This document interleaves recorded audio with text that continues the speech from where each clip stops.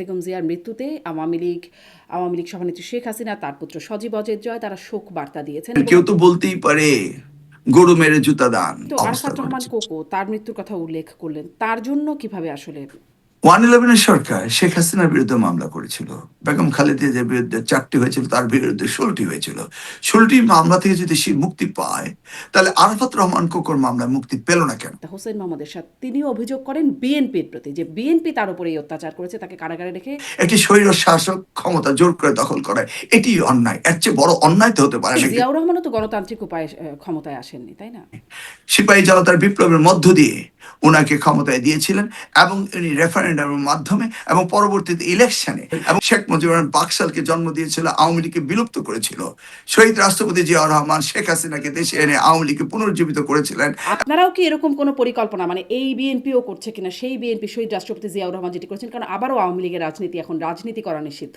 নিজের দোষে দোষী সাব্যস্ত হয়ে তারা যদি নির্বাচন থেকে দূরে সরে থাকে, ফ্যাসিস্ট আচরণ করে, এখানে 20,000 মানুষকে আহত করেছে, 1400কে নিহত করেছে। ভারতের সাথে সম্পর্ক এখন একবারে তলানিতে বা একরকম শত্রুভাবাপন্নতা তৈরি হয়ে গেছে। সেখানে ভারতের পররাষ্ট্রমন্ত্রী আসলেন, কিন্তু ভারতের জনগণের সাথে নয়, একপেশী আচরণ ভারত করে আসছে আওয়ামী সরকারের সাথে। জামাতের আমির তিনি বলছেন যে ভারতীয় কূটনীতিকের সাথে তার দেখা হয়েছে, তিনি বলেন নাই। জিএম কাদেরকেও আমরা শুনেছিলাম তিনি ভারত থেকে এসে বলেছেন যে বলা যাবে না কি আলোচনা হয়েছে। হাতি তো শাহাদাত বরণ করে এটা প্রমাণ করলো, এদেশকে নিয়ে যারা দাঁড়াবে রিয়েল প্যাট্রিয়ট সিটিজেন হিসাবে, এবং ইন্ডিয়ান হেজিমনির বাইরে যারা কথা বলবে। তাহলে আজকে কি এই ইনকিলাব মঞ্চের সমর্থকদের মধ্যেও তাদের মানুষজন আছে যারা ইনকিলাব মঞ্চ বলে বলবেন না। বা এই শিবির নেতাদের বাংলাদেশে মধ্যে? শহীদ জিয়াকে কারা হত্যা করেছে বলুন? কারা এই দেশে গণতন্ত্র চায় না? কারা স্বৈরতন্ত্রকে, যারা ফেসিসকে আশ্রয় দিচ্ছে? এগুলি বুঝতে তো নিউরো সায়েন্টিস্ট হতে হবে না। প্রশ্ন হবে লাগামহীন, জানতে চাই, জানাতে চাই এই সময়ের পালস অফ পলিটিক্স। বেগম জিয়াবিহীন বিএনপির সামনে রাজনীতিতে কেমন চ্যালেঞ্জ? তার মৃত্যুতে ভারতে থাকা আওয়ামী লীগ সভানেত্রী শেখ হাসিনার শোকবার্তাকে কিভাবে নিচ্ছে বিএনপি? বর্তমানে যখন ভারতের সাথে শত্রুভাবাপন্ন সম্পর্ক, তখন খালেদা জিয়ার শেষ বিদায়ে ভারতের পররাষ্ট্রমন্ত্রীর বাংলাদেশে এসে তারেক রহমানের সাথে দেখা করার বিশেষ কোনো তাৎপর্য আছে? ভারতীয় কূটনীতিকের সাথে জামাতের আমিরের বৈঠক, যেটি ভারতের অনিচ্ছায় প্রকাশ্যে আনেননি তিনি, এটি কেমন বার্তা দিচ্ছে? জামাতের আমিরের ঐক্যমতের সরকার গঠনের আলোচনাকে কিভাবে নিচ্ছে বিএনপি? এমন আরো গুরুত্বপূর্ণ সব প্রশ্ন নিয়ে কথা বলতে স্বপ্নধারা নিবেদিত পালস অফ পলিটিক্সে আমার আজকের অতিথি বিএনপির সাবেক এমপি এবং শিক্ষা প্রতিমন্ত্রী আনম এহসানুল হক মিলন। জনাব এহসানুল হক মিলন, আপনাকে স্বাগত জানাচ্ছি পালস অফ পলিটিক্সে আমার আজকের আয়োজনে। ওকে, হচ্ছে না। হ্যাঁ, জনাব মিলন, শুনতে পাচ্ছেন আপনি আমাকে? জি, এখন শুনতে পাচ্ছি। আচ্ছা, আপনাকে স্বাগত জানাচ্ছি পালস অফ পলিটিক্সে আমার আজকের আয়োজনে। আপনার কাছে শুরু করব যে বেগম জিয়া তিনি মারা গেলেন, একটা ঐতিহাসিক অধ্যায় শেষ হলো বিএনপির।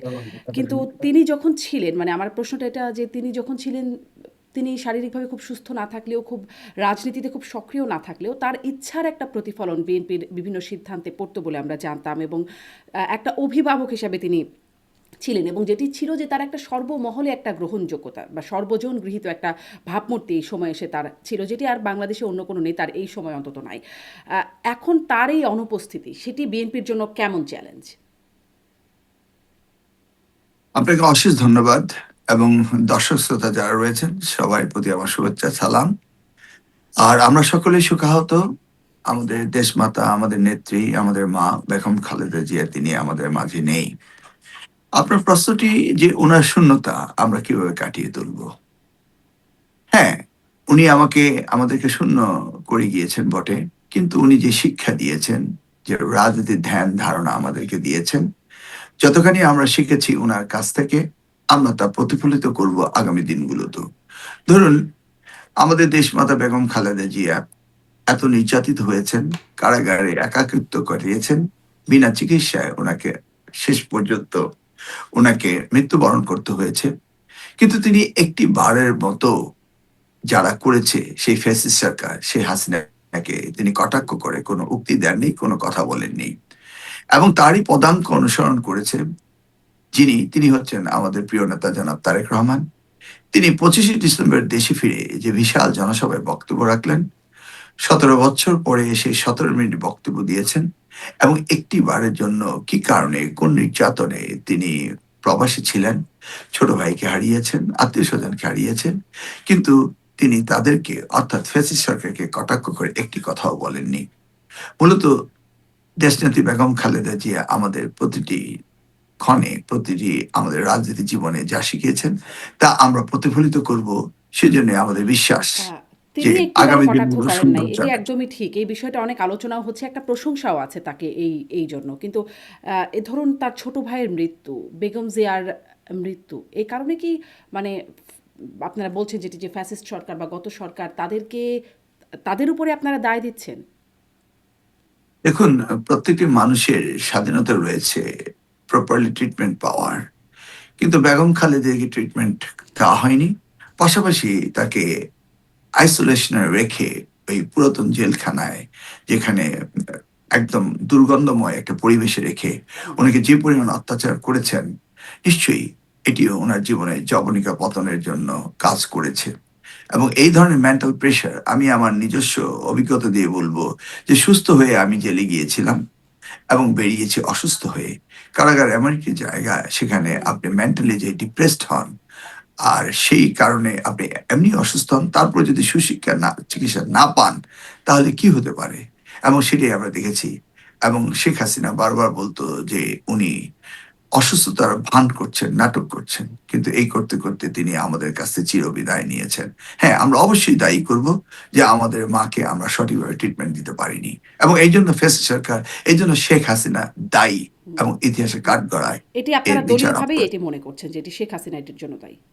মানে এই শুধু দলীয় নয়, সার্বিকভাবে সারা বাংলাদেশের মানুষ, আচ্ছা। শুধু দল নয়। বেগম খালেদা জির ইনস্টিটিউশন, দল মত সকলে নির্বিশেষে, সকলের ঊর্ধ্বে সারা দেশ এই কথাটি ভাবছে যে তাকে প্রপারলি ট্রিটমেন্ট দেওয়া হয়নি বলে এই কিন্তু অবস্থা আরাফাত রহমান ঘটেছে। কোকো তার মৃত্যুর কথা উল্লেখ করলেন, তার জন্য কিভাবে আসলে আপনারা বিগত সরকারকে দায়ী করেন? একই বিষয়টি, কিন্তু একই বিষয়টি। আরাফাত রহমান কোকো প্রথমত হচ্ছেন, তিনি একজন সাধারণ নাগরিক ছিলেন এবং তিনি কখনো পলিটিক্স করেননি। পলিটিক্সের সাথে উনার কোনো সম্পর্কিত ছিল না। একজন সজ্জন ব্যক্তিত্ব ছিলেন। তাকেও এই রাজনীতির সাথে জড়িয়ে তাকেও প্রবাসে থাকতে হয়েছে। এই যন্ত্রণা তাকে সহ্য করতে হয়েছে। সেজন্য আমরা ২ টি এটিকে হত্যাকাণ্ড হিসাবেই বলব। কিন্তু সেটির জন্য কিভাবে গত সরকার আসলে দায়ী? মানে কারণ এটি আসলে নির্যাতন তার উপরে যা হয়েছে, মামলা যা হয়েছে, সেটি তো একাগর সরকারের সময়। কিন্তু সেটি আসলে গত সরকার, যেমন বলছেন বেগম জিয়া, সেটি গত সরকারের সময় আমরা দেখেছি তাকে কারাগারে নেওয়া হয়েছে বা তার উপরে তার বিদেশে যাওয়ার যে আবেদন, সেটি গত সরকার দেয় নাই। কিন্তু কোকোর জন্য আসলে কিভাবে গত সরকারকে আপনারা দায়ী করেন? দেখুন, খুব সিম্পল। 111 এর সরকার শেখ হাসিনার বিরুদ্ধে মামলা করেছিল। বেগম খালেদা জিয়ার বিরুদ্ধে ৪টি হয়েছিল, তার বিরুদ্ধে ১৬টি হয়েছিল। ১৬টি মামলা থেকে যদি সে মুক্তি পায়, তাহলে আরাফাত রহমান কোকোর মামলায় মুক্তি পেল না কেন? নিশ্চয়ই সেই সরকার মামলা করেছে, সেই মামলা হাসিনার থাকার কথা। তা থাকেনি কেন? সেই জায়গাটি বলবো, এই সরকার নিজেকে নির্দোষ করে আদালতের ফাঁক দিয়ে তারা বেরিয়ে এসছে এবং আমাদেরকে নিষ্পেষিত করেছে, অত্যাচার করেছে, সেই জন্য মৃত্যুবরণ করেছে। তারা যদি একই সাথে নিজের মামলাগুলো সরিয়ে নেওয়ার সাথে, সাথে যদি আরাফাত রহমান কোকোর মামলাগুলো সরিয়ে নিত, তাহলে আপনার প্রশ্নটি, উত্তরটি ছিল সঠিক। কিন্তু তা তো নয়। আচ্ছা, মামলা সরানো হয়নি, এটি একটা কারণ হিসেবে বলছেন। এই যে অবভিয়াসলি। আপনিও বলছিলেন যে আপনিও নিজে জেলখানায় ছিলেন, আপনি অভিজ্ঞতাটা জানেন যে সেখানে মানে কিভাবে সুস্থ মানুষ অসুস্থ হয়ে যায়। সাবেক রাষ্ট্রপতি, জাতীয় পার্টির নেতা হোসেন মোহাম্মদ এরশাদ, তিনিও অভিযোগ করেন বিএনপির প্রতি যে বিএনপি তার উপরে এই অত্যাচার করেছে, তাকে কারাগারে রেখে অকথ্য নির্যাতন করেছে। আপনারা কি এই বিষয়টা আপনারা মনে করেন যে আসলে তার উপরে নির্যাতন হয়েছিল? শুনুন, হোসেন মোহাম্মদ এরশাদ একজন স্বৈর শাসক ছিল।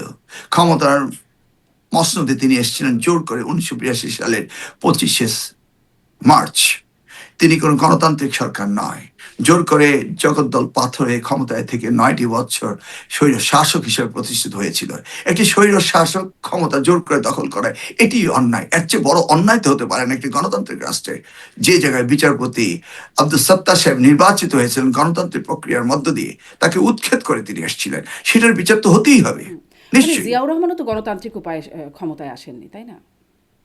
জিয়াউর রহমান গণতান্ত্রিক উপায়ে আসেননি, কিভাবে আসলেন তিনি? আপনি কি করে বলতে পারলেন জিয়া রহমান গণতান্ত্রিক উপায়ে আসেননি?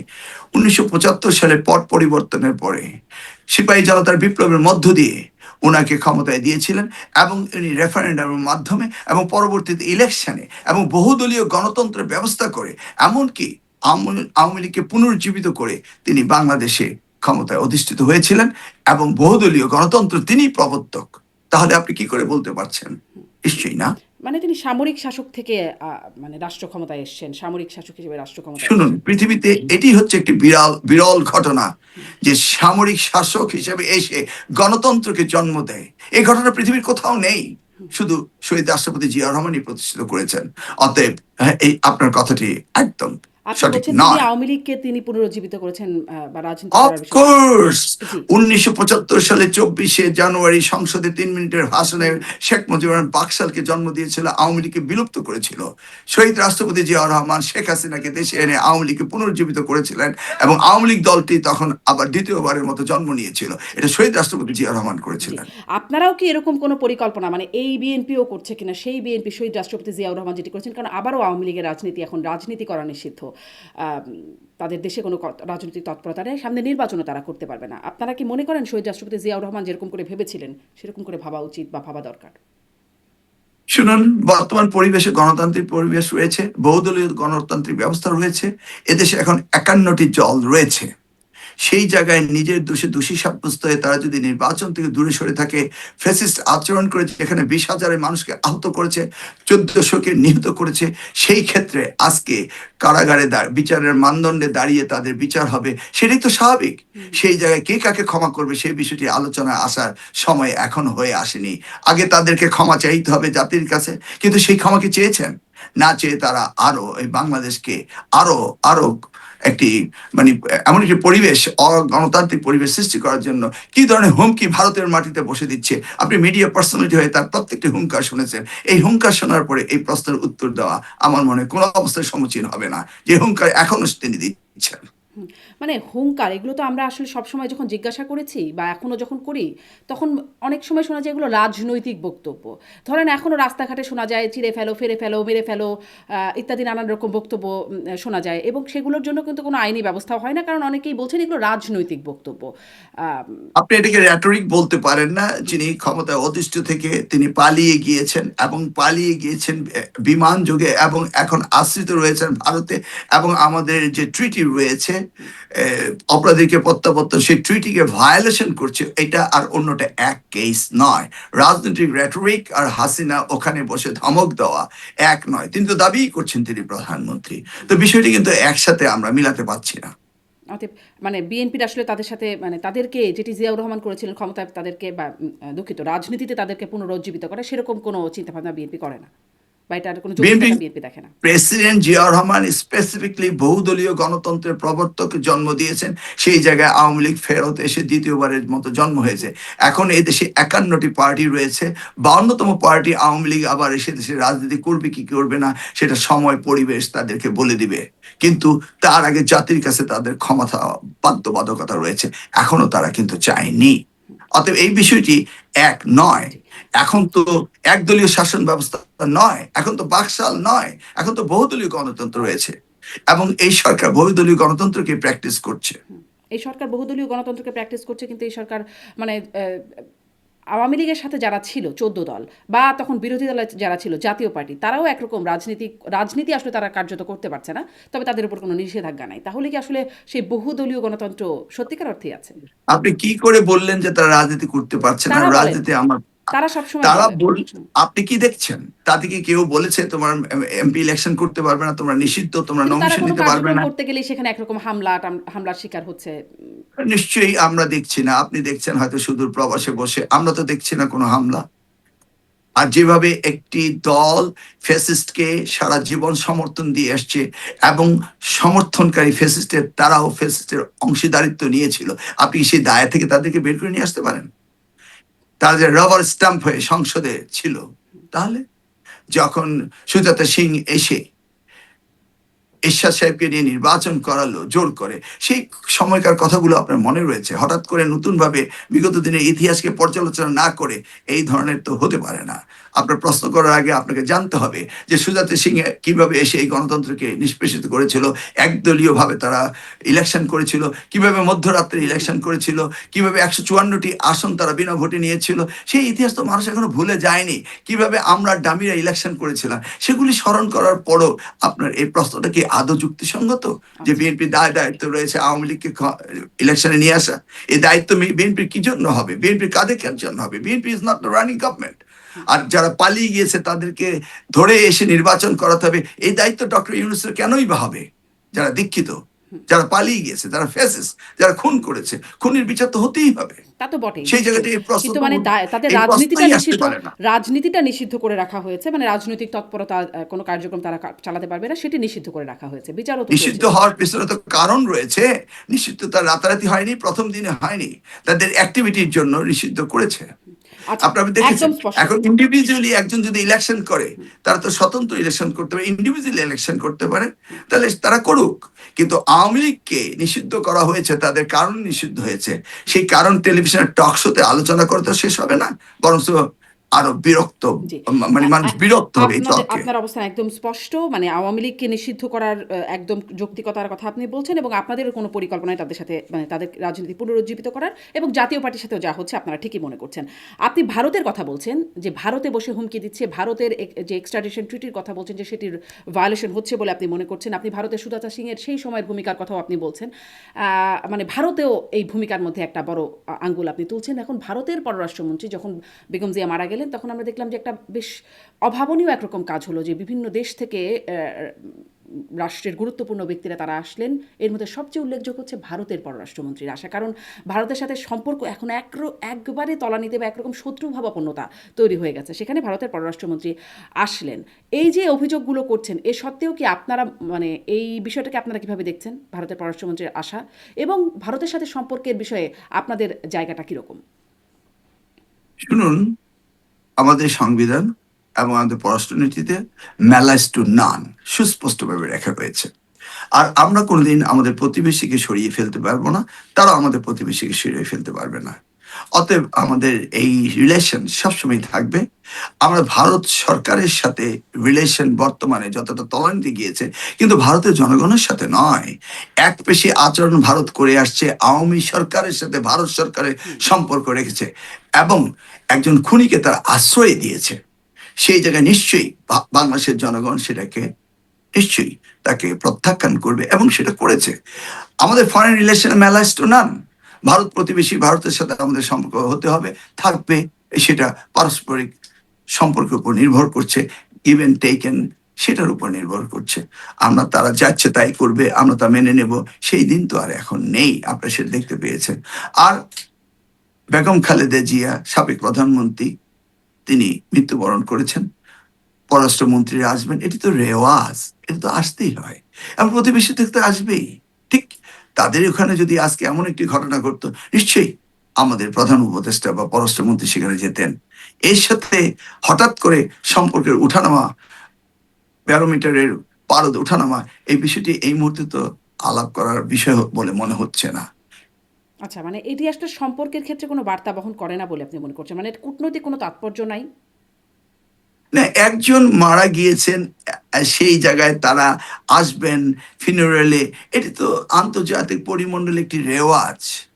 আপনি কি মনে করেন এমন একটি গভীর শোকাহতের দিন আমরা সেখানে বসে রাষ্ট্র পরিচালনার জন্য বিশাল একটি আলোচনা করে ফেলবো? এই ধরনের মুডে কি কেউ কোনোদিন থাকে? মা হারিয়েছেন তারেক রহমান, ওনারা এসছেন সান্ত্বনা দিতে। সেই জায়গায় নিয়ে আমরা পররাষ্ট্রনীতি এখনই শুরু করে দিলাম কেন? সামনে কি আর সময় হবে না কথা বলার, পথ চলার? নিশ্চয় হবে, আগামী দিনগুলোতে সেগুলো নিয়ে আলোচনা হবে। আচ্ছা, মানে এটিকে আপনি শোক জানানোর একটা সৌজন্যতা, সেটি হিসেবেই দেখছেন। আমি আমি সেইভাবেই জি, দেখবো। জি। কদিন আগে দেখলাম যে রয়টার্সকে দেওয়া সাক্ষাৎকারে জামায়াতের আমির তিনি বলছেন যে ভারতীয় কূটনীতিকের সাথে তার দেখা হয়েছে। তিনি বলেন নাই, আগে বলেন নাই, কারণ সেখান থেকে বলতে একটা না বলার জন্য অনুরোধ ছিল আর কি, গোপনীয়তা, এবং সেটা তিনি রক্ষা করেছেন। জিএম কাদেরকেও আমরা শুনেছিলাম তিনি ভারত থেকে এসে বলেছেন যে বলা যাবে না কি আলোচনা হয়েছে। তিনিও আসলে বলেন নাই এবং সেই গোপনীয়তাটা রেখেছেন যে কোন সেই কূটনীতিক। তাদের সাথে, মানে জামাতের সাথে ভারতের সম্পর্ক, এই যে একরকম না বলা, প্রকাশ না করার সম্পর্ক, এটিকে আপনারা কিভাবে দেখছেন? আমি এটা অন্যভাবে দেখছি। আমি যদি আপনাকে একটি বিষয়ে কথা বলি যে জেন্টলম্যান কমিটমেন্ট, আপনি কাউকে বলবেন না, আপনি বললেন না। হুম, এটা কিন্তু অন্যভাবে দেখার কোনো কারণ নেই। আলোচনা তো হয়েছে তাদের মধ্যে, এবং আলোচনা ২ দেশের ২ টি দলের প্রধানের সাথে হয়েছে। অতএব আলোচনা তাদের ফলপ্রসূ হয়েছে কি হয়নি সেই রেজাল্ট তারা বলেনি। কিন্তু আমি তো বিশ্বাস করি আলোচনা হয়েছে। আলোচনার জন্যই তো সংলাপ হয়েছে। হুম। বলবেন না, সেটা তাদের জেন্টলম্যান কমিটমেন্ট। এই ব্যাপারে আমার তাদের মন্তব্য করার বিষয়েও কিছু কি নেই। সেরকমটা হতে পারে যে তাদের জেন্টলম্যান কমিটমেন্ট, কারণ তারা আসলে ভারত তখনও তাকে বলতেন মানে সেই বিষয়ে যেন না বলেন, সেই রকমই একটা বার্তা দিয়েছিলেন। সেই ধরনের ডিপ্লোমেসি ভারত করে থাকে, আমি পৃথিবীর কোনো দেশে দেখিনি এই ধরনের ডিপ্লোমেসি হয় হুম। যে আপনার সাথে আলোচনা হয়েছে এটা বলা যাবে না। এই আমি যে তো দেখেছি জামাতের পৃথিবীর আমিরের নয়, সাথে হলো বললেন না, বলা যাবে না বললেন। সেটাই তো, তার সাথে কমিটমেন্ট হয়েছে। এখন তারা দুইজনে কমিটমেন্ট করলে আমার তো বলার কিছু নেই। কিন্তু আমি জানি বিশ্বময় রেওয়াজ রয়েছে, এই ধরনের কোনো মিটিং হলে প্রেস ব্রিফিং করতে হয়। করেননি তারা, রেওয়াজ ভেঙেছে, তাদের নিজস্ব ব্যাপার। I don't have any comment regarding that. আচ্ছা। যেটি দেখা গেল যে মানে আমরা আওয়ামী লীগের বিষয়ে কথা বলছিলাম। এই সময় আওয়ামী লীগ বেগম জিয়ার মৃত্যুতে আওয়ামী লীগ সভানেত্রী শেখ হাসিনা, তার পুত্র সজীব অজয় জয় তারা শোক বার্তা দিয়েছেন, এবং আমি দেখছিলাম শোক বার্তার নিচে অনেকে এটিকে হাস্যকর বলছে, অনেকে বলছেন অভিনয়, অনেকে আবার প্রশংসাও করছেন যে এরকমটাই হওয়া উচিত। একজন রাষ্ট্রনায়ক যদি প্রয়াণ হয় তখন আরেকজনের ক্ষেত্রে কাছ থেকে এরকমই আসা উচিত, এরকমটা বলছেন ডেভিড বার্গম্যান, ব্রিটিশ সাংবাদিক। তিনি বলছেন যে এটি সৌজন্যতা নাকি ভণ্ডামি নাকি দুটোই, এই প্রশ্নও তিনি রাখছেন। আপনারা আসলে কিভাবে নিচ্ছেন এই শেখ হাসিনার কাছ থেকে না, এই এটা শোক তো বার্তা? পার্সোনাল কমিটমেন্ট, কেউ তো বলতেই পারে গরু মেরে জুতা দান। এই মৃত্যুর জন্য তো তারা দায়ী। সেই ক্ষেত্রে সোশ্যাল মিডিয়াতে মন্তব্য হতে পারে। তবে আমি এই আমার প্রিয় নেত্রী দেশমাতা বেগম খালেদা মৃত্যুবরণের পরে কেউ যদি এসে শোকাহতের পাশে শোক প্রকাশ করে, আমার ধর্মীয় অনুভূতিতে আমি এটাকে নিয়ে কোনো কটাক্ষ করতে পারি না, আমি করব না। জি, অনেক ধন্যবাদ। আমি এর পরের প্রশ্নে যাই। যে দেখলাম আমরা যখন মানে আম অন্য দেশ থেকে নেতারা আসছেন, যেমন জয়শঙ্কর আসছেন বা পাকিস্তান থেকে একজন নেতা আসছেন আরও দেশের, সেখানে উপস্থিত ছিলেন জাইমা রহমান, তারেক রহমানের কন্যা। এর আগেও যখন ন্যাশনাল প্রেয়ার ব্রেকফাস্টে যুক্তরাষ্ট্র থেকে আমন্ত্রণ জানানো হয়েছিল তারেক রহমান, মির্জা ফখরুল ইসলাম আলমগীর, আমির খসরু মাহমুদ চৌধুরী, তাঁদের যাবার কথা ছিল, তারেক রহমানের স্থলাভিষিক্ত হয়েছিলেন তার কন্যা জাইমা রহমান। মানে জাইমা রহমানকে আন্তর্জাতিক ক্ষেত্রে যখন কথাবার্তা হচ্ছে বেশ মানে তাকে সামনে দেখা যাচ্ছে। তাকে নিয়ে কি কোনো পরিকল্পনার বিষয় আপনি জানেন হচ্ছে, বিএনপির মধ্যে আছে? শুনুন, আমার উত্তরসূরি আমার মেয়ে হবে, আমার ভবিষ্যৎ আমার মেয়ে হবে, এটা তো পরিকল্পনার বিষয় না, এটা তো বাস্তবতা। কে না প্ল্যান করে তার মেয়ে, তার পুত্র সন্তান আগামী দিনে তিনি যা করছেন সেই স্থলাভিষিক্ত হবেন, আবারও সেই কাণ্ডারি হয়ে এগিয়ে যাবেন। এটা তো গুড উইশেস, এটা তো হওয়া উচিত। এটা কি না হওয়া উচিত নাকি? আর এই শোকাহত পরিবারের দুইজনই তো এখন রয়েছে। নাই শহীদ রাষ্ট্রপতি জিয়া রহমান, নাই বেগম খালেদা জিয়া, নাই আরাফাত রহমান কোকো। একমাত্র কন্যা জায়মা বাবার সাথে থাকবেন। সেই শোকাহতের দিনে বাপকে আলিঙ্গন করে দুজনে থাকবে। এটি তো স্বাভাবিক। এবং এই স্বাভাবিকত্বের মধ্যে অস্বাভাবিকত্ব কোত্থেকে আসলো, এটা তো আমি বুঝতে পারছি না। রাজনীতি জায়মা রহমান করবে, নিশ্চয়ই করবে, সেটা আগামী দিন বলে দিবে, সামনের দিনগুলো সময় বলে দিবে। কিন্তু এই ক্ষণকে নিয়ে তো আমার মনে হয় না কোনো উত্তর দেওয়া বা কোনো তর্ক বিতর্কে যাওয়ার কোনো সুযোগ রয়েছে। না, নিশ্চয়ই তর্ক বিতর্ক না। মানে তিনি আসলে কি, তাকে নিয়ে কীরকম পরিকল্পনা আছে সেটিই একটা প্রশ্ন। সেই প্রশ্ন হিসেবেই জানতে চাচ্ছিলাম। আমরা দেখলাম যে যেদিন বেগম জিয়া মারা গেলেন সেদিন স্ট্যান্ডিং কমিটির মিটিং হলো, এবং সেখানে থেকে সিদ্ধান্ত হলো যে ৯ জনকে, রুমিন ফারহানা সহ ৯ জনকে বহিষ্কারের সিদ্ধান্ত হয়েছে। তারা স্বতন্ত্র প্রার্থী হিসেবে দাঁড়ানোর ঘোষণা দিয়েছিলেন বা দাঁড়িয়েছেন। আম তিনি, রুমিন ফারহানা, বিষয়টিতে বেশ অবাক, মানে বিস্ময় প্রকাশ করেছেন যে যেদিন মারা গেলেন সেই শোকের দিনে কেন এই বহিষ্কারের সিদ্ধান্তটা আসলো। আসলে এই সিদ্ধান্তটা আপনার কাছে কেমন মনে হলো? ধরুন, আমাদের প্রিয় নেতা জনাব তারেক রহমান, ওনার মা মারা গিয়েছেন, কিন্তু স্টেটমেন্ট, উনি কি আমার মতো সারাদিন অঝরে কাঁদবেন বা ক্রুদ্ধ হয়ে ঘরে বসে থাকবেন? উনাকে তো স্টেটমেন্টশিপ নিয়ে এ দেশকে এগিয়ে নিতে হবে, হুম। উনার কথা বলতে হবে। তিনি তাই করছেন। ঠিক তেমনি ভাবে এ দলটি নির্বাচনকালীন সময়ে এই ঘটনাগুলো ঘটছে। নির্বাচন দলের বিষয়, দল এগিয়ে যাচ্ছে এবং সেই কাজগুলো হচ্ছে। যেদিন যে সিদ্ধান্ত নিতে হবে, দল সুস্পষ্টভাবে বলেছে দলের বিরুদ্ধাচরণ যদি কেউ করে তাহলে তাকে বহিষ্কার করা হবে। তো সেই দিনটির সাথে শোকাতের সাথে রুমিন ফারহানার বহিষ্কার বা অন্য বহিষ্কার থেকে সম্পর্কিত করা যাবে না। বলা হয়েছে যদি কেউ দলের বিরুদ্ধে স্ট্যান্ড নেয় তাকে বহিষ্কার করা হবে। প্রসিডিউর অনুযায়ী বহিষ্কার করা হয়েছে। দুইটি বিষয়, জাতি শোকাহত, কিন্তু দলের যে পলিসি ডিসিশন ভায়োলেট করলে যে পানিশমেন্ট হবে, সেই পানিশমেন্টটা তো হতেই হবে। সেটা হচ্ছে, সেটা ধারাবাহিকতা। জি। মানে আমি একটু বিশেষ করে রুমিন ফারহানার ওই বিষয়টি আপনার কাছে জানতে চাই যে তারকে অন্ততপক্ষে বিগত সরকারের সময় যখন আসলে অনেকেই কথা বলবার মতো অবস্থায়ও ছিলেন না, আ আপনারা যেটি আপনারা অভিযোগ করে থাকেন যে কথা বললেও একরকম শাস্তির মুখোমুখি হতে হতো আপনাদেরকে। সেখানে তিনি বেশ সক্রিয়ভাবে কথা বলতেন। এখন তিনি মনোনয়ন পেলেন না, তাকে বহিষ্কার করা হলো। এই বিষয়টি কি মানে বিএনপি আসলে কিভাবে মনে করে, বা আপনারা কর্মীরা যারা আছেন, নেতা কর্মী, তারা আসলে এটাকে কিভাবে মনে করে, বিশেষ করে রুমিন ফারহানার বিষয়, যেহেতু তিনি মিডিয়াতে খুব পরিচিত মুখ, এজন্যই জিজ্ঞাসা। না শুনুন, কথা রবিন ফারহানা প্রচুর বলেছে, আমরাও বলেছি, আমরাও রিস্ক নিয়েছি। জি, আমিও একই আপনি কাতারে ছিলেন। ছিলাম। হ্যাঁ, আমিও একই কাতারে ছিলাম। আপনিও দেখেছেন, আপনাদের টিভিতেও গিয়েও কথা বলেছি। এখন রুমিন ফারহানা পার্টির সিদ্ধান্তের বাইরে যাওয়াটা কি উচিত হয়েছে? শুনুন, একটি বৃহত্তর দল, এই রুমিন ফারহানা কিন্তু 2018 সালে ইলেক্টেড হয়নি, সিলেক্টেড এমপি হয়েছিল। আগামী দিনে আমাদের দেশে ইলেক্টেড এমপির প্রভিশন রয়েছে, সিলেক্টেড এমপির প্রভিশন রয়েছে, আপার হাউসের প্রভিশন আসছে। অ্যাকোমোডেশন তো হতেই পারতো, কিন্তু দল সিদ্ধান্ত নিয়েছে দলের বৃহত্তর স্বার্থে। সেই জায়গায় দলের সিদ্ধান্ত মেনে নিলে তিনি কি খুব লস করতেন? তাহলে আপনি মনে করছেন রুমিন ফারহানা ভুল করেছেন? মানে আমি সেটা বলবো না। একজন রাজনীতিবিদ তার প্রজ্ঞা নিয়ে, তার ভবিষ্যৎ নিয়ে, তার রাজনীতি চিন্তা ভাবনা নিয়ে তিনি করেছেন। ভুল শুদ্ধ আমি স্কুলের মাস্টার নই যে সেটা আমি বলবো। আমি শুধু এটুকুই বলবো যে আমি দলের বিরুদ্ধে স্ট্যান্ড নেব, সেটা ভাববার বিষয়। কারণ দল অনেক কিছু দিয়েছে। ঠিক এমনি একটি ঘটনা তো আমার সময় 2018 সালে আমাকে মনোনয়ন দেওয়া হয়নি। আমি কি দলের বিরুদ্ধে নির্বাচন করেছি? আমি তো অপেক্ষা করেছিলাম। দল কি আবার আজকে আমাকে পুরস্কৃত করেনি? এই দলের ভিতরে চড়াই উতরাই, উত্থান পতন থাকে, এবং এটাই রাজনীতি, এটা মেনেই রাজনীতি করতে হয়। আমি কি আজকে পাইনি আবার ফেরত আমার সেই নমিনেশন? এটা কি আমার জন্য শিক্ষা ছিল? আমি আগে থেকে শিখেছি। আজকে কি রুমিন ফারহানা দেখতে পায়নি যে মিলনকে গত বছর দেয়নি, এবার দিয়েছে? আগামী দিনে যে রুমিন ফারহানা পাবে না, এটা তো আপনি বলতে পারছেন না। এবং একটি সরকারের অনেক কিছু দেওয়ার সুযোগ থাকে, আর দল সেই সিদ্ধান্ত নিয়েছে। আজকের এই প্রেক্ষাপটে রণকৌশলও তো রয়েছে একটি দলের। তা আমাদেরও তো কৌশলী হতে হবে। কৌশলী হয়েই তো মনোনয়নগুলি দেওয়া হয়েছে। জি, আপনি দেখুন, যখন সারা বাংলাদেশে বলছে নির্বাচন হবে কি হবে না, ঠিক তেমনি একটি মুহূর্তে জনাব তারেক রহমান 13 নভেম্বর সারা দেশে মনোনয়ন ঘোষণা দিয়ে আবারও এই নির্বাচন ফেস্টিভ মোডে নিয়ে আসলেন দলকে। এগুলো হচ্ছে পলিটিক্যাল স্ট্র্যাটেজি। জি। এই যে মানে শরিকদের থেকে স্ট্র্যাটেজির মধ্যে এটাও তো আছে যে শরিকদের মধ্য থেকে অনেকে মনোনয়ন পাচ্ছেন। রুমিন ফারহানার আসনেও আসলে শরিকদের মধ্য থেকে একজন পাচ্ছেন।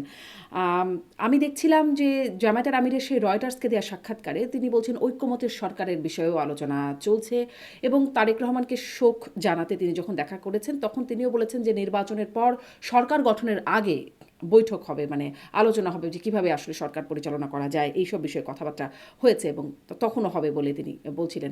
আসলে কি কোনো আপনাদের এরকম কোনো ঐক্যমতের সরকার গঠিত হতে পারে, এমন কোনো সম্ভাবনা বা পরিকল্পনা কিছু কি আছে? রেইনবো সরকার গঠনের একটা কথা শুনেছিলাম আমরা, যখন আপনারা আন্দোলনরত ছিলেন গত সরকারের সময়। সেরকমের মধ্যে কি জামাত থাকবার পরিকল্পনা আছে বা সম্ভাবনা আছে? দেখুন, 31 দফা, আগে 29 দফা ছিল, তার আগে বলা হয়েছিল যে নির্বাচনের পরে সকলকে নিয়ে একটি সরকার গঠন করার প্রস্তুতি তখন ছিল, এবং এটা বৃহত্তর স্বার্থে এটা হতেও পারে। কারণ সবার আগে বাংলাদেশ, যেটা আমাদের প্রিয় নেতা তারেক রহমান বলেছেন। তাহলে আগামী দিনে নির্বাচন হওয়ার পরে যদি উনি মনে করেন, দল মনে করে, সকলকে নিয়ে আমরা আগামী দিনে সুন্দর একটি সরকার গঠন করে বাংলাদেশ এগিয়ে নেব। কারণ আমরা অনেক সময় পার করেছি অযথা, এবং আমাদের অনেক ক্ষতি হয়ে গিয়েছে। সেই জায়গায় এটা না হওয়ার সম্ভাবনা বা হওয়ার সম্ভাবনা দুইটিই তো যুক্তিসঙ্গত। সেই বিষয়টি নির্বাচনের পরে ইনশাল্লাহ আমরা দেখতে পাবো। আচ্ছা, মানে আর যদি ধরুন যে যদি বিরোধী দল আর ট্রেজারি দল, তাদের মধ্যে যদি পার্থক্য খুব কম সংখ্যক আসনই থেকে যায়, তখন তো নাও হতে পারে। এটা নির্ভর করে নির্বাচনের পর কিভাবে সরকার গঠন হবে। এখন এটা বলা অত্যন্ত কঠিন। আচ্ছা, আচ্ছা। আহ, মানে আপনাদের বিএনপির নেতাদের মধ্যে থেকে অনেকের কাছ থেকেই এই অভিযোগ আসে যে সরকারের মধ্যে জামাতের অনেক গুরুত্বপূর্ণ জায়গায় জামাতের লোক রেখে দেওয়া হয়েছে, প্রশাসনের মধ্যে জামাতের লোক রেখে দেওয়া হয়েছে। আমরা শুনেছি যখন মানে দেখাও গেছে এই অভ্যুত্থানের পরে যে ছাত্রলীগের মধ্যে গোপনে বা গুপ্ত রাজনীতি করেছে শিবির। বিএনপির মধ্যেও গুপ্ত অবস্থায় কোথাও জামাত শিবির আছে কিনা? আপনাদের সময় একসময় তো জোট ছিলই, এখন কি গুপ্ত অবস্থা, মানে এই গুপ্ত রাজনীতির একটা অভিযোগ তো তাদের বিরুদ্ধে দেওয়া হয়, আপনাদের মধ্যেও কোথাও গুপ্ত অবস্থায় আছে কিনা? না, আমাদের সাথে তারা গুপ্ত অবস্থায় ছিল না। ধরুন আমি যদি তখন তো জোটই আমার ছিল, হ্যাঁ। মাইক্রো লেভেলে যদি আমি আমার কোচয়ে আসি, আমি বহু লোকের চাকরি, বহু লোকের উপকার করেছি, মাদ্রাসায় মুহাদ্দিস বানিয়েছি, প্রিন্সিপাল বানিয়েছি, চাকরির সুযোগ করে দিয়েছি, অনেক কিছু করে দিয়েছি। এবং আজকের প্রেক্ষাপটে আমি দেখছি তারা জামাতের রোকন হয়ে গিয়েছে।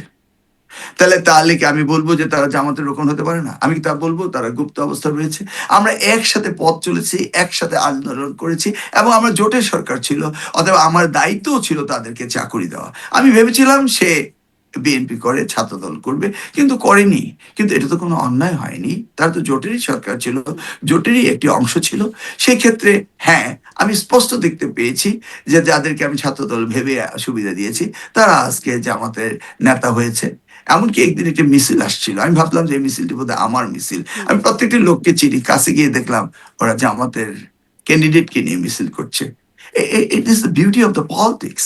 আমি মনে করি এতে কোনো প্রভেদ নেই, কারণ দেশটি দুই ভাগে বিভক্ত ছিল, একটি ছিল ফ্যাসিস্ট আর একটি ছিল অ্যান্টি ফ্যাসিস্ট। তো তারা তো অ্যান্টি ফ্যাসিস্ট ছিল, তাহলে তাদের কালার আর আমার কালার তো একই ছিল। হুম। কিন্তু এরকম আসলে কালার না চিনতে পেরে বা চিনতে পেরেও এমন কি হয়েছে যে আপনি অনেকের উপকার করেছেন, তারা আসলে আওয়ামী লীগ ছিল বা ছাত্রলীগ ছিল?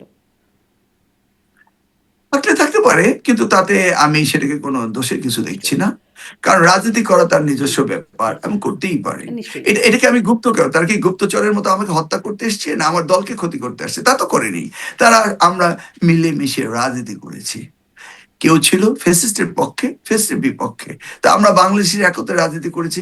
এখন যেহেতু জামাতকে আমাদের সাথে রাজনীতি করবে না, তাদের তাদের মতো তারা নিজ পায়ে দাঁড়াতে হবে, নির্বাচন করতে হবে, অতএব তারা সরে গিয়েছে। এবং এটি তো হওয়া উচিত, নাকি আমরা সকলে মিলে হ্যাঁ, ওই আপনি আওয়ামী বলছেন যে লীগের আপনাদের মতো তো কোনো ক্ষতি সরকার? করতে আসে নাই। কিন্তু যখন সরকারের মধ্যে তারা থেকে সেটিকে আপনারা খুব পজিটিভলি দেখেন না, বা প্রশাসনের মধ্যে জামাত লুকিয়ে আছে এরকম বলা, এটার মধ্যে খুব পজিটিভলি দেখা হয় বলে বোঝা যায় না। বা আওয়ামী লীগের মধ্যে যখন ঢুকেছিল তারাও খুব পজিটিভলি সেখানে কাজ করেছিল তাও না। সেখানে একটা গুপ্ত রাজনীতি একটা নেগেটিভলি দেখা হয়, বা দেখা হচ্ছে বর্তমানে যখন গুপ্ত রাজনীতি শব্দটা ব্যবহার করা হয়। না, আওয়ামী লীগ তো ছিল জাতির শত্রু, সেখানে তারা গুপ্তভাবে থেকে আওয়ামী লীগের ভিতরে থেকে রাজনীতি করেছে বা সুবিধা নিয়েছে, সেটাকে গুপ্ত বলা যায়। কিন্তু আমাদের সাথে জামাতের এটা গুপ্ত বলা যায় না। আচ্ছা। আমরা তো একসাথেই রাজনীতি করেছি। এই যে জামাতুল মুদাসসিরিন ছিল মাদ্রাসার শিক্ষকরা, সেখানে আমরা জামাতকে শিক্ষক সংগঠন করার জন্য আমরা তো সহযোগিতা করেছি, কারণ আমরা তো একত্রেই ছিলাম। আমরা তো রাইটিস্ট পলিটিক্স করেছিলাম তখন একসাথে, অ্যান্টি হাসিনা পলিটিক্স করেছিলাম, অ্যান্টি ফ্যাসিস্ট পলিটিক্স করেছিলাম। তো সেই ক্ষেত্রে এটা তো গুপ্ত নয়, আমরা একসাথেই ছিলাম। জি। আরেকটা একটু জামাতের প্রসঙ্গে আরেকটু প্রশ্ন করব। তবে এটাও একটু মানে গুপ্ত শুনে মনে পড়লো, মানে বলতে, বলতে মনে পড়লো যে বিএনপির সাবেক স্বরাষ্ট্রমন্ত্রী আলতাফ হোসেন চৌধুরী তিনি বলেছিলেন বিএনপিতে অনেক নোন রয়ের এজেন্ট আছে। আসলে নোন রয়ের এজেন্ট মানে ভারতের বিরুদ্ধে তো অনেক কথাবার্তাই শুনি। আসলে কি এরকম নোন ফেস আছে, আপনারা জানেন? দেখুন, যিনি বলেছেন তিনি অত্যন্ত উঁচু মাপের লোক, এবং তিনি আর্মি ইন্টেলিজেন্সের উপর লেখাপড়া করেছেন এবং চিফ অফ এয়ারফোর্স হয়েছিলেন। তাহলে উনি যদি কোনো মন্তব্য করেন সেটা খতিয়ে দেখতে হবে, এবং তিনি খতিয়ে দেখেই নিশ্চয়ই মন্তব্য করেছেন। ওনার মন্তব্য উনি ভালো বলতে পারেন, আমি ওনার প্রশ্নের উত্তর দিতে পারবো না। বাট ওনার মতো বিজ্ঞ লোক বলে যদি থাকেন, নিশ্চয়ই ওনার কাছে এভিডেন্স রয়েছে। মানে তার মানে নোনটা আপনাদের কাছে নোন না। তার কাছে মানে এভিডেন্স আছে যা তার কাছে আছে, আপনাদের কাছে নোন না। না, আমাদের বলতে আমি তো কোনো ইন্টেলিজেন্স ডিপার্টমেন্টে কাজও করি, ওই ধরনের অভিজ্ঞতা আমি নেই। আমি পিওরলি পলিটিক্স করি। যেহেতু ওনারা আর্মিতে ছিলেন, ইন্টেলিজেন্সে ছিলেন, সেই কারণে ওনার চোখে ধরা পড়েছে এবং সেই মন্তব্য তিনি করেছেন। এখন যদি ফার্দার ডিটেলস কে ছিল, কোথায় ছিল, কিভাবে ছিল, আমার মনে হয় ওনাকে প্রশ্ন করলে উনি বলতে পারবেন। আচ্ছা, জামাতের রাজনীতি সম্পর্কে একটু জানতে চাইছিলাম, যে জামাতের সাথে সম্প্রতি দেখলাম এনসিপির জোট হয়েছে। এনসিপি তার আগে এবি পার্টি রাষ্ট্র সংস্কার মিলে একটা জোট করেছিল, সেটা ভেঙে জামাতের সাথে এখন জোট করেছে। এটি আসলে আপনারা মানে এটি কিভাবে দেখছেন? আমরা মাঝখানে শুনেছিলাম এনসিপির সাথে বিএনপিরও একটা আলোচনা, ব্যাকডোর কথাবার্তা হচ্ছিল। এটি এখন আপনারা কিভাবে দেখছেন? শুনুন, আজকের বাংলাদেশ আমরা সকলেই প্রো বাংলাদেশী। অতএব আমাদের ভিতরে যে জোটগুলি হচ্ছে সেগুলি হচ্ছে ইলেকশন স্ট্র্যাটেজি, কিভাবে অধিকতর ভোট নেওয়া যায়, কে কার সাথে থাকবে। এখানে আইডিওলজিক্যাল ফিলোসফিক্যাল ডিফারেন্সিয়েট নিয়ে কোনো জোট হচ্ছে না। কোনো এক সময় তো অনেকেই বলেছিলেন, বিএনপির অনেক নেতা বলেছিলেন যে জামাতের সাথে আমাদের জোট হয়েছে, তারা বিএনপিও ছেড়ে দিয়েছিলেন। তারা কি আজকে জামাতের সাথে যাননি? আগের বাংলাদেশ আর আজকের বাংলাদেশ এক জায়গায় দেখা যাবে না। আজকের বাংলাদেশ ইন্ডিয়ান হ্যাজেমনির বাইরে চলে এসছে, এসে আবার নতুন ভাবে বাংলাদেশ গড়ে তুলছে। অতএব এক্ষেত্রে হতেই পারে। জি, জি। আম আ হাদি হত্যাকাণ্ড, সেটি একটা খুব আলোচিত বাংলাদেশে এই সময়, এবং খুবই মানে সাড়া জাগানো একটা ব্যাপার ছিল। সেখানে অনেকেই সামাজিক যোগাযোগ মাধ্যম তো ভরে গেছে এই বিষয়ে আলোচনা, নানান রকম অনুসন্ধানও সামাজিক যোগাযোগ মাধ্যমে হয়েছে। এমনকি শুটার কে, তার পরিচয় কি, বা তার সাথে আওয়ামী লীগ, সাবেক ছাত্রলীগের সম্পর্ক, এগুলো সব আসলে সামাজিক যোগাযোগ মাধ্যমেই প্রথম রিভিল হয়েছে, অনুসন্ধানী সাংবাদিকরা বলেছেন। সেখানে এই আলোচনাটাও আছে যে তারেক রহমানের আগমনের দিন যখন ঘোষণা করা হলো, সেই দিনই হাদি হত্যাকাণ্ড হলো, এবং তারপরে তার আসার আগে আগে প্রথম আলো, ডেইলি স্টার এগুলোতে ভাঙচুর, হামলা, অগ্নিসংযোগ করে, বা সারা দেশে একটা অগ্নিসংযোগ করে মানে তারেক রহমানের আশাটা বা বিএনপির উপরে একটা প্রভাব খাটানোর চেষ্টা করা হলো। এবং যখন হাদি হত্যাকাণ্ড হলো, প্রথম তীর বা প্রথম অভিযোগের আঙুল তোলা হয়েছিল মির্জা আব্বাসের দিকে, বিএনপির নেতা তিনি। আসলে এই বিষয়টিকে আপনারা কিভাবে দেখছেন? মানে এই যে একটা ন্যারেটিভ তৈরি হয়েছে, সেটাকে আপনারা কিভাবে নিচ্ছেন? দেখুন, ইটস এ প্লটেড ন্যারেটিভ। আজকের প্রেক্ষাপটে কি মির্জা আব্বাসের নাম কেউ বলেনি। সেই মুহূর্তে বলা হয়েছে। কেন তাকে ভুয়া বললো? ভুয়া স্লোগানও দেওয়া তা- হয়েছিল ওই সময়। তাহলে তাহলে বুঝতে পারছেন যে এই যে ন্যারেটিভ গুলি তৈরি করেছে, ইন্টেনশনালি তৈরি করা হয়েছিল এই ন্যারেটিভ গুলো। আর সেই মুহূর্তে হাদি যেদিন গুলিবিদ্ধ হলেন, সেদিন তারেক রহমান সাহেব দেশে ফিরবেন, এই ঘোষণাটি সেদিন দেওয়াটি কি কোনো অন্যায় হয়েছে? আমি তো মনে করি যুক্তিসঙ্গত।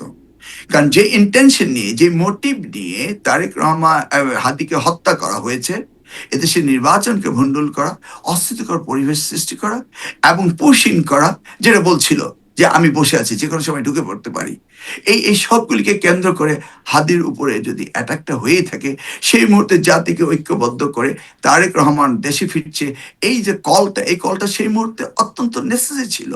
কারণ হাদিকে হত্যা করে তোমরা পার পাবে না, আমাদের নেতা ফিরে আসছে। তখন বাজারে একটি রিউমার ছিল, নেতা বোধহয় ফিরছেন না। তো সেই মুহূর্তে যখন নেতা ডিক্লেয়ার দিল আমি ফিরছি, তখন পার্টি দেশ রিইউনাইটেড হয়েছে, রিস্ট্রেংথেড হয়েছে, রিমোটিভেটেড হয়েছে। এবং এই ধরনের ঘোষণা সেদিন অত্যন্ত প্রয়োজন ছিল, এবং প্রপারলি ঘোষণাটি হয়েছে। কারণ ঘোষণাটি তিনি তো আগে হয়েছে, হাদি আসবেনই। হত্যাকাণ্ড পরে হয়েছে। না না, ঘোষণাটি একই সময়কালে হয়েছে। আপনি হয়তো কয়েক মিনিট আগে হয়েছে, আচ্ছা, পরে হয়েছে, সেটাই। এটা আমরা জানি না। আমরা আমরা একই দিনে। But it's not a coincident যে এটাকে এইভাবে করা হয়েছে। কিন্তু ওই যে যেটা আপনি যা হওয়ার বলছিলেন যে তাই ওই হয়েছে। ন্যারেটিভটা ইন্টেনশনাল, যে মির্জা আব্বাসের দিকে শুরুতে, এই ইন্টেনশনটা কার ছিল? এই ইন্টারনেশনাল যারা আজকে এই পর্যায়ে দেশকে নিয়ে যেতে চাচ্ছে, তারাই করেছে। You find it out who did it and why they did it. কারণ মির্জা আব্বাসকে নিয়ে অঙ্গুলি তুলে কথা বলার তো কোনো কারণ ছিল না। যদি সেটাই সত্য হতো, আজকে যদি সেটা পাওয়া যেত, তাহলে আমরা বুঝতাম এই যে ন্যারেটিভগুলি তৈরি করা ইন্টেনশনালি তৈরি করা হয়, যেন আগামী দিনে সুস্থ, সুন্দর আগামীর বাংলাদেশ না হয়, নির্বাচন না হয়। এখানে অনেক ষড়যন্ত্র চলছে, নিশ্চয়ই আমরা চলছে, তো এটা তাই না? দেখেছিলাম, ইনকিলাব মঞ্চের যারা নেতা আছেন বা হাদির সমর্থক, তারা তুলেছিলেন, এবং তুলেছিলেন শিবিরের নেতারা, সাদিক কায়েমদের মতো নেতারা। না, এই বিষয়ে আপনি ডিরেক্টলি কাউকে সাদিক কায়েম বা কাউকে বলতে পারেন না। না, আমি শুধু এটাই ডিরেক্টলি বুঝি, তারা ফেসবুকে পোস্ট দিয়ে বলেছেন, আমরা কেন বলতে পারি না? ফেসবুকে পোস্ট নিয়ে তো আমরা এখানে কথা বলতে পারি না। আমি রেসপন্সিবল পার্সোনালিটি, আমি পলিটিশিয়ান। আমি ফেসবুকের উদ্ধৃতি দিয়ে আমি রাজনীতি বিশ্লেষণ করব, এটা তো বা হতে পারে না। হাসপাতালে যখন গেলেন, তখন মির্জা আব্বাসকে হাদির সমর্থকটা ভুয়া ভুয়া বললেন, সেটিও কি আসলে মানে ইনকিলাব মঞ্চের নেতৃত্বরা সেখানে ছিলেন, ফাতিমা তাসনিম জুমাও ছিলেন। আপনি ইনকিলাব মঞ্চকে ডিরেক্টলি যে কথাগুলো বলতে চাচ্ছেন, হাদি তার সত্য কথা। হাদি তো শাহাদাত বরণ করে এটা প্রমাণ করলো এদেশকে নিয়ে যারা দাঁড়াবে রিয়েল প্যাট্রিয়ট সিটিজেন হিসাবে এবং ইন্ডিয়ান হেজিমনির বাইরে যারা কথা বলবে তারা বাঁচতে পারবে না, এটা তো সে প্রমাণ করে গেল। সে তো এই কথাগুলি বলছিল। এই মুক্তিকামী হাদি যে স্টেটমেন্ট গুলি দিয়েছে, যা এখনো ইথার ইথারে প্রচারিত হচ্ছে, একজন হাদি ন্যাশনালিস্টিক বলেছিল প্যাট্রিয়ট বিএনপির সিটিজেন। বিরুদ্ধে, হাদি বলেছিল এনসিপির বিরুদ্ধে, এমনকি জামাত শিবিরের বিরুদ্ধে, মানে হাদি তো সবার বিরুদ্ধেই বলেছিল। এনসিপি, জামাত আর দেশ এক তো নয়। হাদির প্রত্যেকটি কথা দেশের পক্ষে বলেছে, দেশের পক্ষে বলেছে। তাহলে বিএনপির বিরুদ্ধে হতেই পারে, জামাতের বিরুদ্ধে হতেই পারে, এনসিপির বিরুদ্ধে হতেই পারে। আমরা কি সমালোচনা করতে পারি না? করতে পারি, নিশ্চয়ই করতে পারি। হ্যাঁ, হাদি তাই করেছে। তবে 1 বছর বয়সের হাদি যে উচ্চতায় তাকে নিয়ে গিয়েছে দেশাত্মবোধের কারণে, ট্রুলি প্যাট্রিয়ট সিটিজেন হিসেবে যা বলেছে, সেই জন্য হাদি এই সম্মান পেয়েছে নিশ্চয়। এবং হাসতে হাসতে সে মৃত্যুকে মেনে নিয়েছে। এবং হাদি তো ডিক্লেয়ার্ড কেস, সেটি ডিক্লেয়ার দিয়ে সে মারা গিয়েছে। এখন কি বলবো যে সে নিজেকে নিজে আত্মহত্যা করেছে? বাট হাদি তো ডিক্লেয়ার দিয়েছে, এই কথার জন্য আমি হয়তোবা নাও থাকতে পারি, এবং তাই হয়েছে। সে তো ভয় পায়নি। হাদির প্রত্যেকটা স্টেটমেন্ট দেখবেন। হাদির বয়স কত? 1 বছর বয়স, জাস্ট 5ই আগস্টের পরে ওইসবে হাদির জন্ম। সেই হাদি আজ কোন উচ্চতায় গিয়েছে? শুধু এই বাংলাদেশ, আমার বাংলাদেশ, আমাদের বাংলাদেশ, আগামী বাংলাদেশের কথা বলে। মানে তাহলে ওই বিষয়টা আপনি বলবেন না যে কারা ইন্টেনশনালি এটা করছে বা এই ন্যারেটিভ তৈরি করেছে, বা মানে আপনি দে ব্যবহার করছেন শব্দটা, মানে সেটি আপনারা চিহ্নিত করতে পারেন নাই, নাকি আপনারা চিহ্নিত বলছেন? নিশ্চয়ই চিহ্নিত করতে পারি। যারা বাংলাদেশকে অস্থিতিশীল করতে চায় কারা তারা করেছে, কারা এটা তারা কেন চিহ্নিত করবো না? কারা তারা যারা বাংলাদেশকে অস্থিতিশীল করতে চায় তারা করেছে। আজকে হাদির কিলারে কোথায় আশ্রয় নিয়েছে? হাদির কিলারে আসলো, পালিয়ে গেল, কারা সহায়তা করেছে? সেই প্রশ্নের উত্তর তো বেরিয়ে আসবে, সময় দিন। যারা বাংলাদেশ নামক রাষ্ট্রটি বিশ্বের মানচিত্রে চায় না, তারা করেছে। এটা বুঝতে দেরি হবে কেন? কিন্তু ওই যে প্রশ্নটা ওইখানে, এটা তাদের এর সাথে চেয়ে ইনকিলাব স্পষ্ট তারা মঞ্চের হতে ওই পারে না। সমর্থক, হাদির সমর্থক, মানে শিবির নেতাদের সম্পর্ক কি, মানে তারাও তো এই অ্যাকিউজেশনটা, অ্যালিগেশনটা না, তারা আপনি বলছে। হ্যাঁ, এই বিষয়টাকে এত ছোট ভাবে আমরা অ্যানালাইসিস করলে হবে না। হাদিকে ইনকালাব মঞ্চ, হাদিকে শিবির, এই জায়গায় গিয়ে আমাদের সীমাবদ্ধতা থাকলে হবে না। আমাদের বুঝতে হবে যারা বাংলাদেশকে চায় না, যারা আগামীর বাংলাদেশকে চায় না, তারা এই কাজটি করেছে।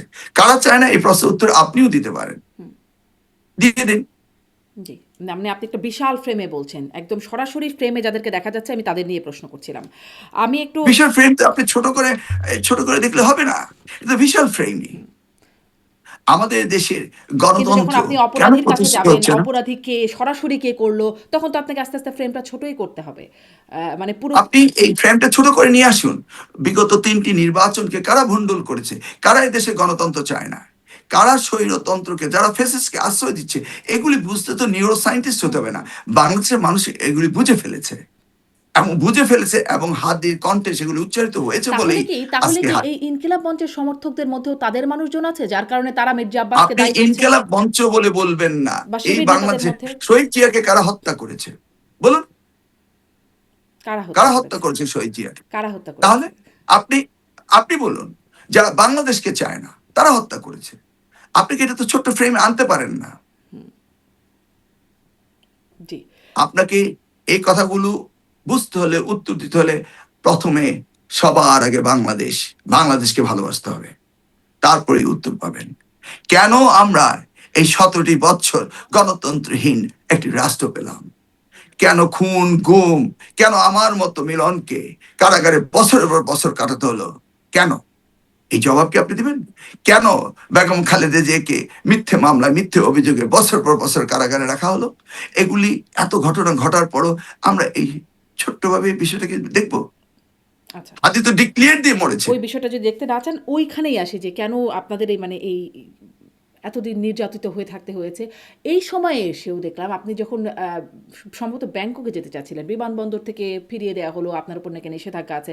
এই সময়ও এসে কেন সেটি দেখা গেল? মানে তারপর কি হলো? সেই নিষেধাজ্ঞা কি চলে গেছে এখন, নাকি আছে? না, আমি তা জানি না, আমি যাওয়ার চেষ্টা করিনি। সরকার নিষেধাজ্ঞা দিয়েছে।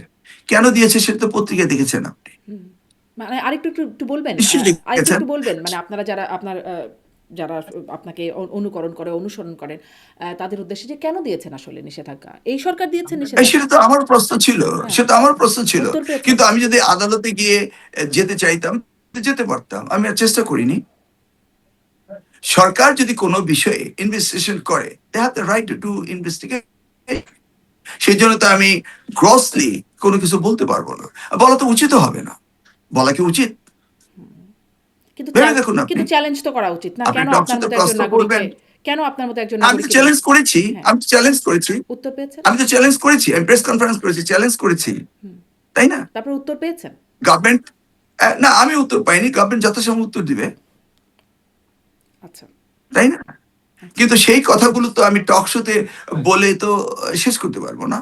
গভর্নমেন্ট উত্তর দেবে। আপনি এই বিষয়টা গভর্নমেন্টকে জিজ্ঞেস করতে পারতেন। জি, সুযোগ হলে নিশ্চয়ই করব। মানে আপনি যেহেতু নিজে এটার যদি বলি ভিকটিম, তাহলে হ্যাঁ, আমাকে যেতে দেয়নি, গভর্নমেন্ট আমাকে আটকিয়েছে, এবং গভর্নমেন্ট পরে এটা রিলিজ করেছে কিনা এই বিষয়ে আমি কোনো তথ্যপত্র নেই। তবে আমি জানি যে আমি যদি যেতে চাইতাম, আমি কোর্ট অর্ডার নিয়ে যেতে পারতাম, জি, এটা আমি জানি অবভিয়াসলি। জি। আপনার নির্বাচন প্রসঙ্গে একটু কথা বলব। তবে তার আগে ছোট্ট করে এটি একটু শুনতে চাই যে বেগম জিয়ার মৃত্যুর বিষয়ে আপনি বা আপনার দলের নেতারাও বা আইন উপদেষ্টাও সাবেক সরকারকে দায়ী করছিলেন। একটা দায় দেয়া হচ্ছে যে সশস্ত্র বাহিনীর দিবসের আয়োজনে তাকে কেন এক্সপোজ করা হলো, যেখানে তার বিভিন্ন হেলথ কন্ডিশন ছিল। তার চিকিৎসকরা, মানে যারা চিকিৎসক আছেন তারা বলেন যে এইরকম একজন পেশেন্টকে এইরকম মানে পরিবেশে এক্সপোজ করাটা একদমই সেফ না। এবং সেদিন নীলোফার চৌধুরী মনি আমার আরেকটা অনুষ্ঠানে কথা বলছিলেন, তিনি বলছেন যে তারেক রহমানেরও নাকি সায় ছিল না যে তাকে এই অনুষ্ঠানে নেওয়া হোক। এবং আমরা দেখেছি তিনি যখন বেরিয়েছেন তার পাশেও যে থাকেন সে সবসময় মাস্ক পরে থাকেন, কিন্তু সেই প্রোগ্রামে তার আশেপাশে কেউ মাস্ক পরাও ছিলেন না। এইভাবে তাকে এক্সপোজ করা হলো। মানে এখানে আসলে কোনো অসৎ উদ্দেশ্যর কিছু কোনো পক্ষ থেকে ছিল বলে দেখেন কি? শুনুন, আমি স্বভাবত কোনো দাওয়াতে গেলে বাইরে খাই না, আমার প্রবলেম হয়। সেদিন এক বিয়ের দাওয়াতে 5 স্টার হোটেল সোনারগাঁতে গিয়েছিলাম, ভাবলাম সোনারগাঁতে খেতে পারি, খেলাম, আমার পেট খাওয়ার খারাপ হয়ে গেল, আর কাউর তো হলো না। সেজন্য কি আমি কাউ বলতে পারি সোনারগাঁ হোটেলের খাবার ব্যবস্থা খারাপ ছিল?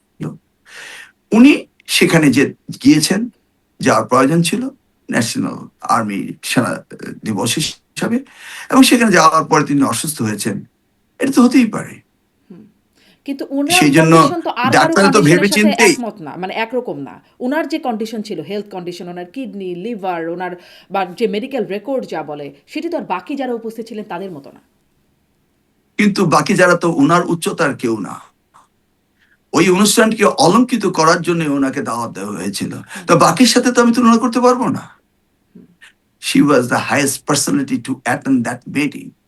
এবং ওনাকে শহীদ রাষ্ট্রপতি জিয়া রহমানের স্ত্রী, তিনবার প্রধানমন্ত্রী, সেই 21শে নভেম্বর সেনা দিবসে তাকে চিফ গেস্ট করবে, এটা অত্যন্ত স্বাভাবিক। উনি তো অন্য দশজনের মতো না। এই অনুষ্ঠানকে অলঙ্কৃত করার জন্য ওনাকে দাওয়াত দেওয়া হয়েছে, সেটা নিয়ে তো আমি দাওয়াত জানি না। দেওয়ার প্রসঙ্গে নিশ্চয়ই নীলফার কোনো মনি, দাওয়াত দেওয়ার প্রসঙ্গে নিশ্চয়ই কোনো প্রশ্ন নাই, কারণ তারেক রহমানকেও দাওয়াত দেওয়া হয়েছিল, তিনি আসতে পারেননি খুব সঙ্গত কারণে, তিনি তখন বিদেশে ছিলেন। কিন্তু প্রশ্নটা এখানে যে তাকে দাওয়াত দেওয়া হবে এটা খুবই স্বাভাবিক, কিন্তু তিনি আসলে যাবেন, তিনি যেভাবে এক্সপোজড হলেন, সেটি তার শারীরিক অবস্থার জন্য খুবই ঝুঁকিপূর্ণ ছিল। তখনও এটা শোনা গেছে, পরেও শোনা যাচ্ছে। সেই অবস্থায় এটি কি একটা যৌক্তিক সিদ্ধান্ত ছিল ছিল না বলে আপনাদের নেতাদের অনেকে বলছিলেন, এবং এর মধ্যে অনেক প্রশ্নও তোলার চেষ্টা হয়েছে। এখানে কি বলতে চাচ্ছেন? না, আপনি কি বলতেছেন কোন স্পেসিফিক ভাইরাস ওখানে ছেড়ে দেওয়া হয়েছিল না, না, বেগম না, না, না। খালেদা জিয়ার জন্য? তা তো বটেই না। তাহলে, জি, তা তো বটেই তাহলে না। উনি হেঁটে দাওয়াতে গিয়েছেন, যাবেন, যাওয়া উচিত, গিয়েছেন। আজকে আমরা ছেড়ে দিয়েছে যে বেগম খালেদা সেখানে গিয়ে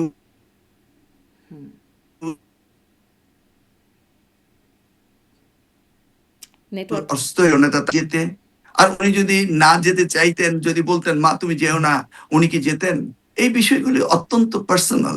এই কথাগুলো আমার মনে হয় না মিডিয়াতে আমার বলা উচিত। আচ্ছা, আপনার বলা উচিত বলে আপনি মনে করেন না? দিস কোশ্চেনস আর নট তাহলে রেশনালাইজড। আমি এই প্রশ্নগুলো থেকে সরে যাই। আপনি সামনে নির্বাচন করছেন। আপনি একজন সফল শিক্ষা প্রতিমন্ত্রী ছিলেন। আ এইবারে আপনার নির্বাচনে আপনার বিশেষ কোনো পরিকল্পনা আছে? আপনার নির্বাচন এবং নির্বাচন পরবর্তী? অবশ্যই পরিকল্পনা রয়েছে। কারণ আমি 1996 সাল থেকে সপ্তম জাতীয় সংসদ থেকে এই সিটে নির্বাচন করছি, নির্বাচিত হয়ে আসছি। আমাকে 2008 সালে জোর করে হারিয়ে দেওয়া হয়েছিল এবং হাইকোর্টে সে মামলায় পেয়েছি। পাওয়ার পরও আমাকে সংসদে বিগত সরকার ঢুকতে দেয়নি। 2018 সালে আমি কারাগারে ছিলাম, মনোনয়ন পাইনি, আবার মনোনয়ন পেয়েছি। আমি বাংলাদেশে রয়েছে, যুক্তরাষ্ট্রের নাগরিকত্ব বিসর্জন দিয়ে বাংলাদেশের রাজনীতি করার জন্য রয়েছে। অতএব my dedication, my service towards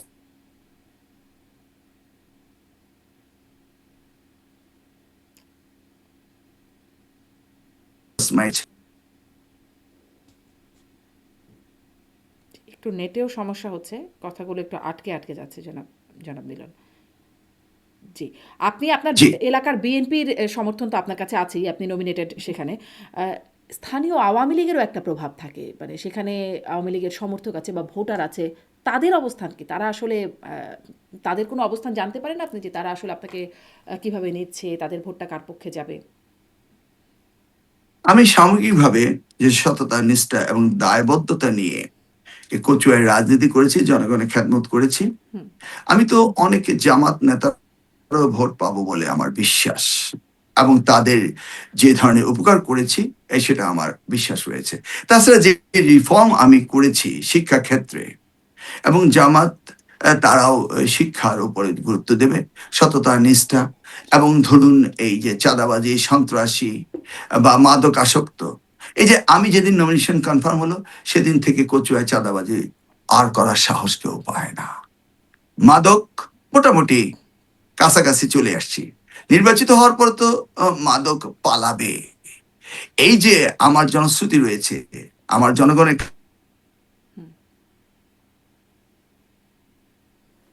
Awami League নির্বাচন করছে না, কিন্তু যারা আওয়ামী লীগ করছে তারা কেউ আমাকে খারাপ বলছে না। আমি তো দেখিনি বাংলাদেশের কোনো শিক্ষক আওয়ামী লীগ। হুম। জি। পূর্ণ পরিবেশ আগামী দিনে বয়ে আসবে এবং সংঘাতবিহীন, সেই ক্ষেত্রে সবচেয়ে বেশি বেনিফিটেড হবে আওয়ামী লীগ।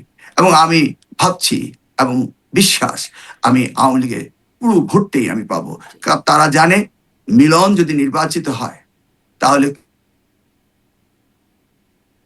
জি। জনাব এহসানুল হক। কচুয়া হবে। জি, জনাব এহসানুল হক মিলন, এই শেষ মুহূর্তে এসে একটু নেটওয়ার্কেও সমস্যা হচ্ছে, তবে আপনার বক্তব্য একদম স্পষ্ট। অনেক ধন্যবাদ এবং আপনার জন্য অনেক অনেক শুভকামনা। সামনে নির্বাচন এগিয়ে আসছে, আপনার জন্য অনেক অনেক শুভকামনা। অনেক ধন্যবাদ, আপনি যুক্ত হয়ে সময় দিলেন। দোয়া করবেন আমরা যেন নির্বাচিত হতে পারি আবারও, এবং আমরা যেন এই শহীদ রাষ্ট্রপতি জিয়া রহমান এবং বেগম খালেদা জিয়া যে আদর্শ আমাদের দিয়ে গিয়েছেন, আমরা যেন জনাব তারেক রহমানের নেতৃত্বে। জি, জি। নিশ্চয়ই। জনাব এহসানুল হক মিলন, ধন্যবাদ আপনাকে। একদমই নেটওয়ার্ক শেষ সময় এসে একদমই আটকে যাচ্ছে, কিন্তু আপনার বক্তব্যটা আমরা পেয়েছি। ধন্যবাদ দর্শক, এতক্ষণ সাথে থাকবার জন্য। আজকের মতো শেষ করছি। ভালো থাকবেন সবাই।